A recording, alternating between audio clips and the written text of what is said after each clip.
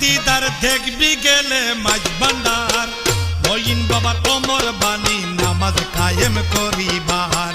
মঈন বাবার অমর বাণী নামাজ কায়েম করিবার